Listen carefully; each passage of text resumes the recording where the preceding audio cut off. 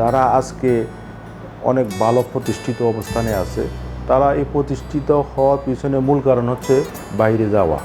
এই গ্রামের মধ্যে দুই একটা ফ্যামিলি আছে কিনা আমার সন্দেহ আছে যে বিদেশ নাই। কেউ গার্মেন্টসে গেছে, কেউ বিদেশ গেছে, দেশ একটু নিয়ন্ত্রণে হয়েছে। প্রতি মাসে দেখা যাচ্ছে 60-70 হাজার টাকা একটা ফ্যামিলির মধ্যে আসতেছে। আমরা এমন দিন গেছে একটা দুধের রুটি খেয়েও গেছে, এমন দিন গেছে রোজার মধ্যে 2 টাকা আলু খাইয়া রোজাটা ফোন হয়েছে। গ্রাহকের গ্রামীণের যে টাকাটি এটি আবাতে আমরা বহুত বেঁচে গেছি। নইলে আমরা উপায় আছি না, আমরা দেশ ছাড়া হয়ে যান বেলা করো। রাস্তাঘাট অনেক উন্নত হয়েছে।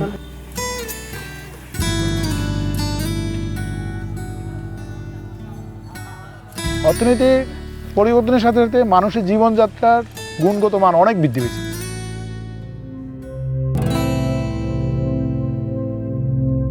যে মাটির যে একটা উর্বরতার যে একটা শক্তি ছিল, এটা কমে আসতেছে দিন দিন। এই সার দেওয়াতেই এই ক্ষতিগুলা হয়েছে। 6 ঋতু আছে না, তো 6 ঋতু আমরা দেখি না। এখনকার এটা পরিবর্তন হয়ে যায় 2 ঋতুর পরিবর্তন হচ্ছে।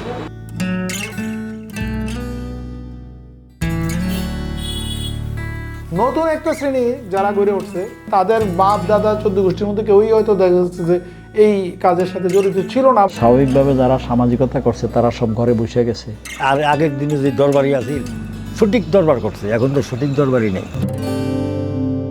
গোল্লা খেলতাম, নইলে ফুটবল খেলতাম, ব্যাডমিন্টন খেলতাম, একটা খেলা, কিন্তু এই খেলাটাই কি এখন চলে গেছে, কি শুধু মোবাইল সারাক্ষণ। এই ঠাস মোবাইল বাইরে নিয়ে আগের যে উৎসবটা আছিল সবাই নিয়ে করা, এই উৎসবটা মানে আমাদের দেশ থেকে উঠতে গেছে। বিয়া বাড়ি যখন অনুষ্ঠান হইতো আগে জারি গান গাইতো, এখন এই জারি গান না মানে জারি গান হয় না, কিন্তু তার পরিবর্তে কিন্তু আরেকটা গান আসছে, এটা হচ্ছে ডিজে।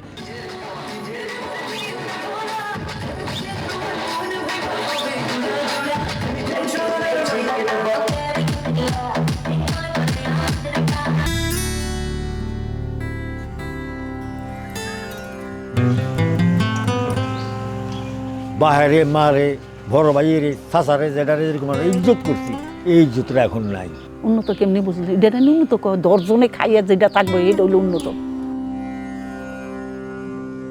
মানুষের জীবন মান উন্নয়ন সবই ঠিক আছে, ইটস ওকে, কিন্তু মানুষের নৈতিকতা কিন্তু অবক্ষয় করছে।